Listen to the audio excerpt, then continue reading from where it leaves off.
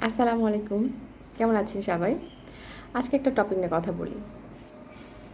ছোটোবেলায় কখনো কোনো প্রবলেম হলে বন্ধুদের কাছ থেকে কোনো প্রহার খেয়ে আসলে বা খেলতে যেয়ে প্রহার খেয়ে আসলে বাসায় যদি বলতাম, "মা, আজকে তো প্রহার খেয়ে এসেছি।" মা বলতো, "ওর সাথে মিশিস না, ওর সাথে যাস না, ওখানে থাকিস না, ওই কাজটা করিস না।" গিভ আপ করা। মানে আমরা শিখতাম গিভ আপ করা। কিন্তু একটা সময় পর যখন মা ছিলেন না পাশে, যখন আমাদেরকে পড়াশোনার জন্য হোক, কোনো কাজের জন্য হোক টিম ওয়ার্ক করতে হতো, যখন চাকরির ক্ষেত্রে কাজ করতে যেতাম, কারোর সাথে পড়তো না, সেম কাজ। ছোটোবেলায় এক রকমের সমস্যা, বড়োবেলায় সেম সমস্যা কিন্তু অন্য ওয়েতে। তখন কিন্তু গিভ আপ করতে পারিনি।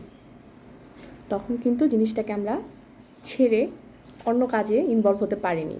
ওই জিনিসটা ছাড়তে পারিনি, কারণ সেখানে মানির একটা ইস্যু ছিল, সেখানে জীবনের একটা ইস্যু ছিল, যেটা ছোটোবেলায় ছিল না। কিন্তু ছোটোবেলায় যদি আমরা ওই প্রবলেমটাকে আসলে কার প্রবলেম হয়েছে, কিসের জন্য এই প্রবলেমটা সৃষ্টি হয়েছে, এটা যদি বুঝতে শিখতাম, তাহলে বড়োবেলায় এসে আমাদের এই প্রবলেমগুলো ফেস করতে হতো না, যে গিভ আপ করা, ত্যাগ করে চলে আসা, অ্যাভয়েড করা।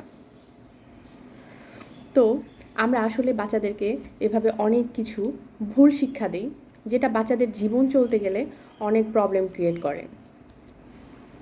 আসলে বুঝে শুনে বাচ্চাদের সাথে কথা বলা উচিত। এই ছোট্ট একটা শব্দ, ওর সাথে মিশিস না, ওর সাথে থাকিস না, ওর সাথে চলিস না, কারণ তুই ওর সাথে অ্যাডজাস্ট করতে পারছিস না।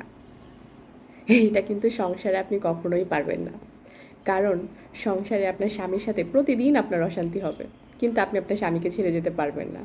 সুতরাং ছোটোবেলা থেকে বাচ্চাদের আসলে এই জিনিসটা শেখানো উচিত না। সবাই ভালো থাকবেন।